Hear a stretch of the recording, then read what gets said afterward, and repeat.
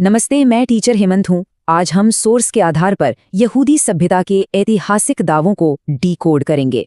बड़ा सवाल ये है, 2000 सालों तक बिखरा हुआ समूह आज ग्लोबल पॉलिटिक्स का सेंटर कैसे बन गया? चलिए देखते हैं। सोर्स के मुताबिक ईसा मसीह को सूली चढ़ाने के आरोप में यहूदियों को काफी सताया गया था। सोर्स के अनुसार यरूशलेम पर कब्जा बार बार बदलता रहा और इसी वजह से यहूदी आबादी सदियों तक विस्थापित होती रही। सोर्स बताता है कि इसके बाद उन्हें रूस, इटली, फ्रांस, जर्मनी और पोलैंड जैसे देशों में निर्वासित होना पड़ा। सोर्स के अनुसार निर्वासन के बावजूद उनके पवित्र ग्रंथों में उन्हें उनकी जमीन वापस मिलने का पक्का वादा था। दिलचस्प बात यह है कि अलग धार्मिक नियमों के चलते यहूदी समुदाय ब्याज पर पैसे देकर काफी आगे निकल गया।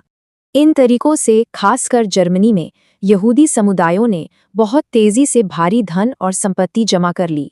सोर्स का बड़ा दावा यह है कि वर्ल्ड वॉर II में जर्मन यहूदियों ने ब्रिटेन को फाइनेंशियली काफी सपोर्ट किया। सोर्स के अनुसार जर्मनी की 6 लाख यहूदी आबादी में से हिटलर ने केवल 2.5 लाख लोगों को मारा था। सोर्स ये विवादित दावा भी करता है कि 60 लाख मौतों का सर्वमान्य आंकड़ा काफी बड़ा चढ़ाकर बताया गया है। यहाँ एक और अजीब दावा है। सोर्स के मुताबिक हिटलर असल में ब्रिटिश महारानी के खिलाफ लड़ रहा था। तर्क ये है कि ब्रिटेन ने जलियांवाला बाग जैसे अपने अत्याचार छिपाए और शिक्षा के जरिए हिटलर को बदनाम किया। अब कूटनीति की बात करें तो दावा है कि ब्रिटेन ने फिलिस्तीन को लेकर 3 अलग-अलग विरोधाभासी वादे किए थे, लेकिन वर्ल्ड वॉर के बाद ब्रिटेन ने बाकी वादों को तोड़ते हुए सिर्फ यहूदी आबादी को फिलिस्तीन में बसा दिया।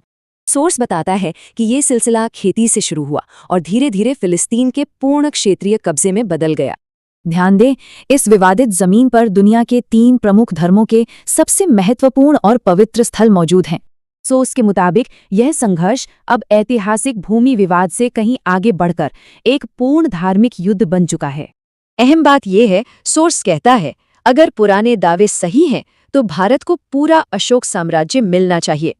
अंत में बड़ा सवाल, क्या 2000 साल पुराना ऐतिहासिक दावा आज जमीन के स्वामित्व को सही ठहरा सकता है?